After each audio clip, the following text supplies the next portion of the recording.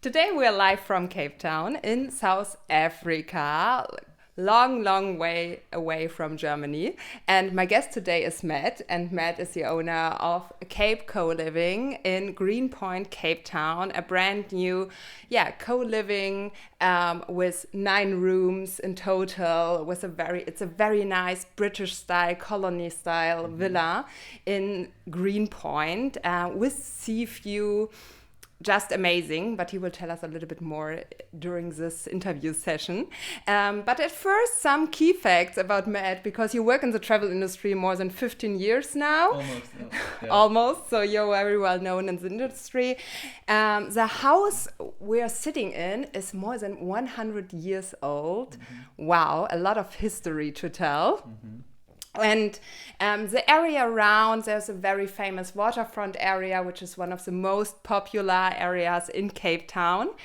And so on average, international tourists stayed for 3.3 days and domestic tourists for 2.8 days in the region. Very interesting facts you told me.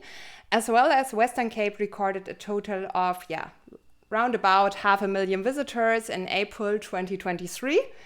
50% growth in the number of visitors when compared to April 2022 and 91% of what it was in April 2019. So still increasing the numbers. I think it has still a lot of potential for the future.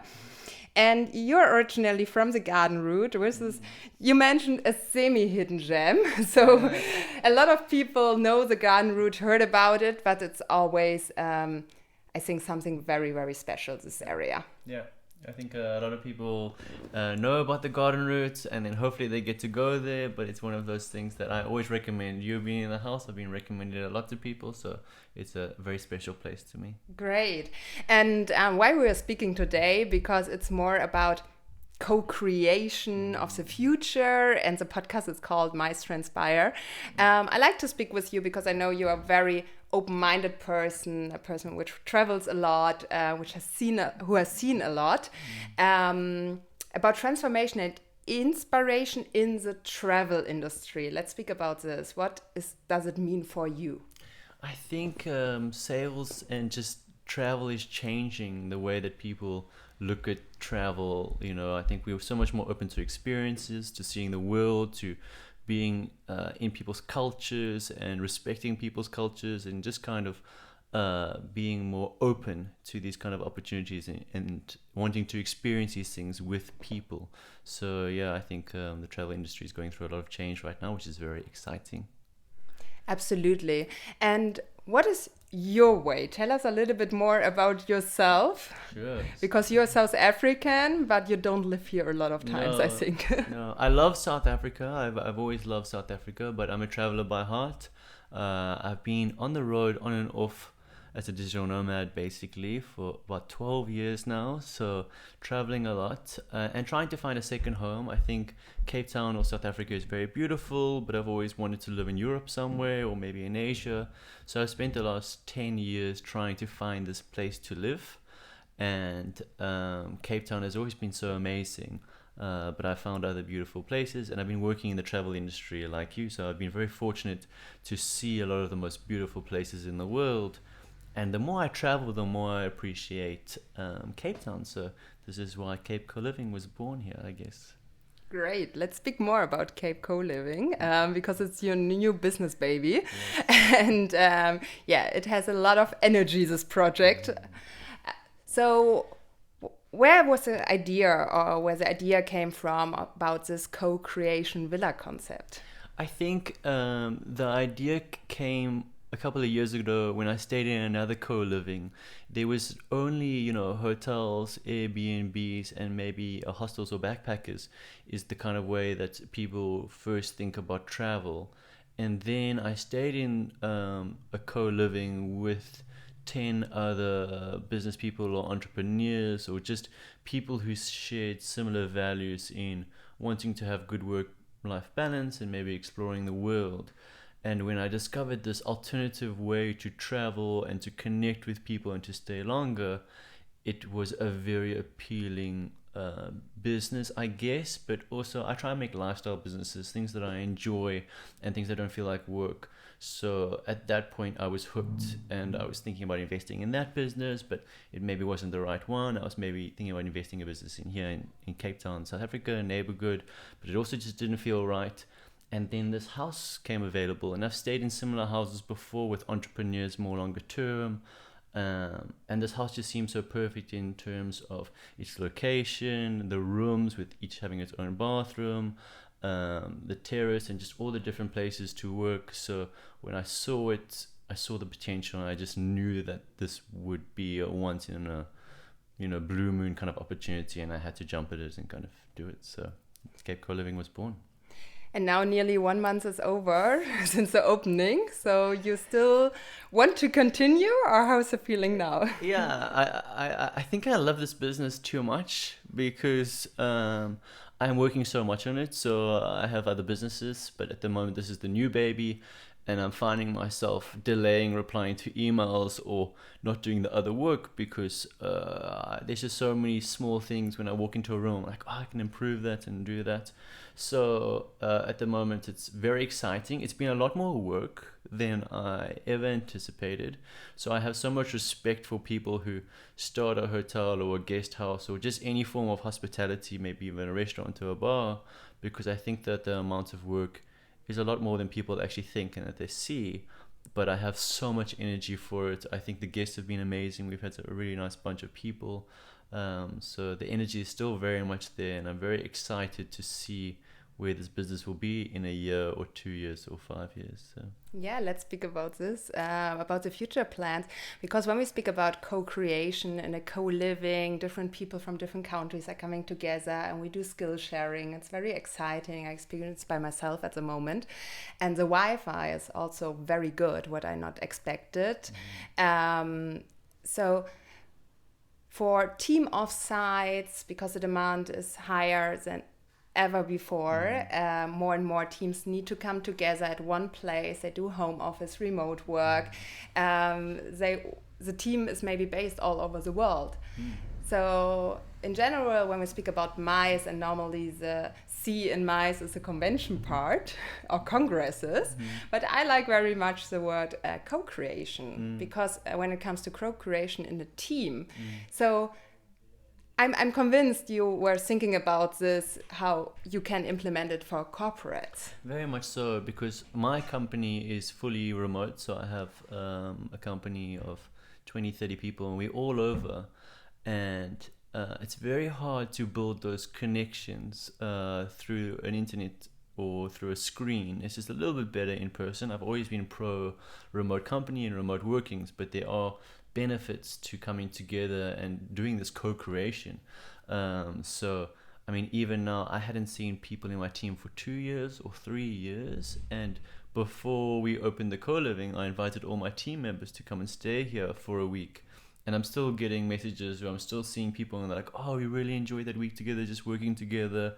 And there was no hours or time or whatever. It was just people, doing what they want to do in a house, in a community setting, and working together to, build things or create things or give their input or bring ideas to the table.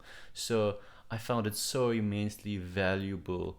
And I hope, I think I would love to have a company come here, and because I'm so passionate about entrepreneurship and people collaborating in business, I would love people to come here and use the house for kind of those things. So I hope that during the next couple of months or the next year, that we'll have a team saying, hey, we'll book out the whole house, and kind of I can give them the house and kind of, because I'm staying here now and trying to manage everything, and let them, co-create in the house. So I'm quite passionate about that. I think it's a growing market, it's a very exciting market, and so important. Like, if you want to be a remote company, I do think you need to have these retreats every now and again to kind of be with your team. So. Indeed. Everything what you said, I'm 100% convinced. Because, and especially when it comes to Germany, because South Africa is not around the corner, of course, but we have no different time zone, it's just 1 hour, no jet lag. So if you have a overnight flight, you arrive on the next day, you can start immediately, you don't lose time. And on top, what I experienced here is the early mornings. The sunrise is at 5 o'clock in the morning. So when everyone wakes up, very active, we can do something together, like paddle tennis, kayaking with dolphins, yoga, what else? CrossFit, hiking. So a lot of possibilities to do. And it's another work-life balance. Especially for the winter season when here it's summer. Yeah, I think work-life balance is so important, and being outdoors or exercising and doing these things. So like I try and escape winter myself. This is why I've been a digital nomad a lot of the time. So it's really nice to see people come here and wake up at 5 a.m. or 4:30 to go kayaking with dolphins and then have a full work day. Or for people to go and do a cold dip at 7 a.m. with, Cape Town. So it's really nice to be around that energy of people coming here and really want to maximize their time. And then it's so popular for Europeans, for the UK, I think we're 2 hours behind. Germany, we're the same. I think Holland or Amsterdam, we're like an hour behind. So you almost get a little bit more time in the day, or you're on the same time zone. It doesn't really affect your work, which I think is really important and a big struggle that I've had in my life, working from Asia, working from the USA, and trying to be on the European time zone. It's not so practical sometimes. So it's just been really cool that everyone's be able to be on the same time zone, and we've got this active house and there's always something to do. So it's been really great, actually.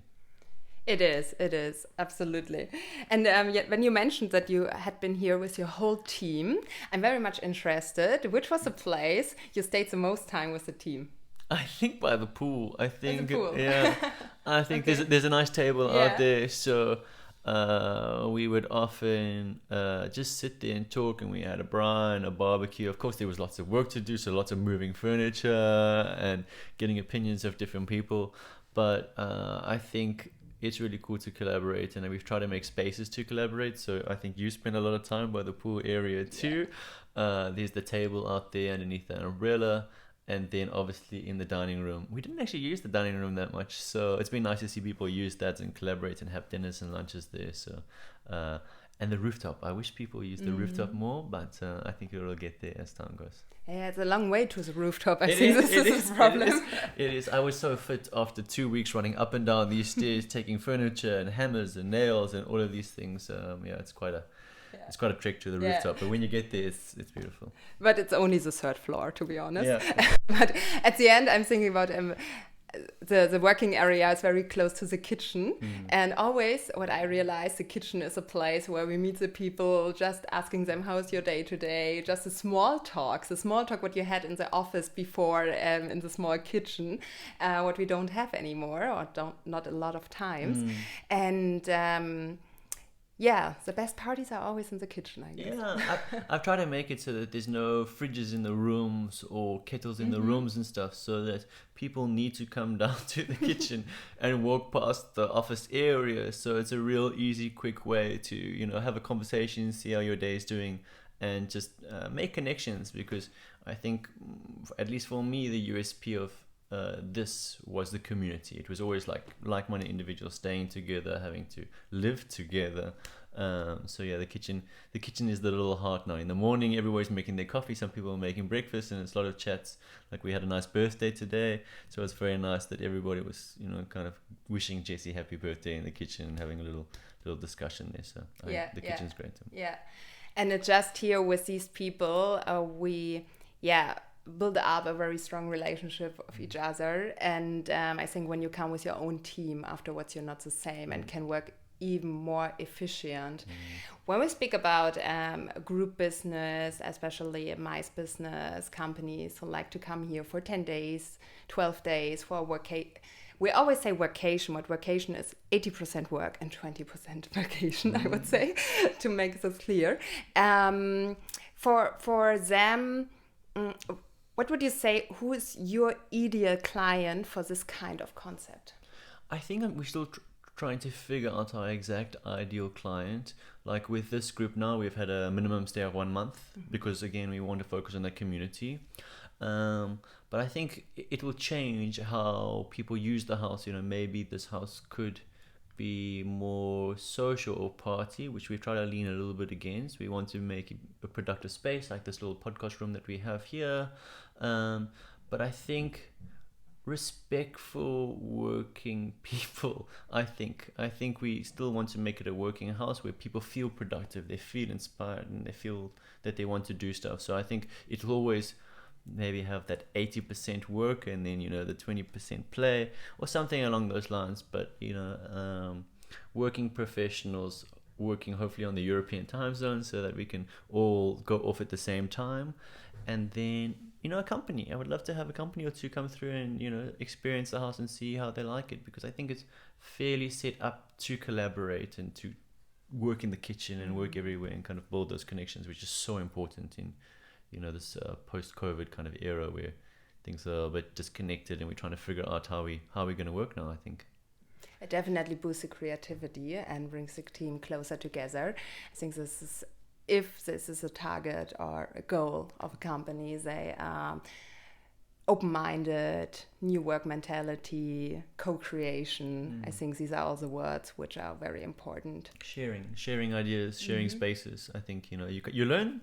I learned so many things about my team now when I was living with them. You learn way more deeper things on how they act and what they like and what they don't like, instead of the quick little meetings or checkups or performance reviews or whatever it might be. Those aren't so personal. So it's been really great to get to know them on a personal level and build those deeper connections with your team. Because I think working remotely, it's hard to do that. So it was so fantastic. I recommend people to do that if they have a remote team and they're feeling a little bit disconnected. A nice little retreat or workation or something with your team will just make all the difference. Yeah, once or twice per year. At least, huh? I think that people wanted more than that. So, but I think we try once a year, and we would like to do it more, but we'll see. Cool, very, very cool, and congratulations to this fantastic villa. I'm very impressed because it is a small hotel. How you handle it, and do you have at the end something to share with the audience? What, message?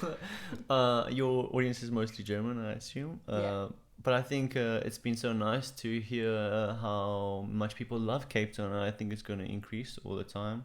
So I think if you do come to South Africa, a month is not long enough. I think you can maybe see a good amount of stuff in a week or 10 days or 3 weeks. But I think to really experience everything properly, you probably need at least a month to kind of do it. And if you do it, try and see the garden route or build a little bit of time for that, because the city is beautiful, but 4 hours away, there's some beautiful places outside Cape Town. Cape Town's so popular, it's so beautiful, but there's a lot of other beautiful places in South Africa. And the biggest thing I get from people is it safe? And we had a big safety talk when everybody arrived here, and I think it's not as safe as Europe, but it's got its charms. And I think if you're just smart about when you're walking and where you're walking, and just be a bit cautious, then it's absolutely a fantastic destination for anybody to kind of visit. So don't let that put you off too much. Just be aware of that, and I think you'll have a fantastic time in Cape Town or South Africa. Yes, and I have to say I feel very safe. So, it's fantastic, I think. And I had these concerns at the beginning as well. Yeah, I think everybody has this concern, and then when they kind of experience it and they realize, it's as dangerous as some of the other developing countries, then I think once this breaks away, then you just kind of explore. And I think also when you're in a group, when you're walking with people, and you have people around you, because we are always together basically. I think you do a lot of site inspections, so sometimes you leave to kind of do these. But when you're in a group, it's fantastic. It's such a wonderful destination, I think, to do in a group. It's nice to do on a honeymoon, but I think if you're here with people, you can go on so many activities and adventures. So it's just a fantastic destination for that. Yeah, absolutely. So one of my new favorite destinations, it is. I hear you might be back. So. Yeah, I definitely want to come back and escape the next winter season again. So Matt, thank you very much for the interview, for taking the time. We will put all your LinkedIn account and all information about Cape Coliving in the show notes. So feel free to check them out and to contact Matt if you're interested to come over. And thank you very much. Thanks so much for having me, Steph. Appreciate it. Bye.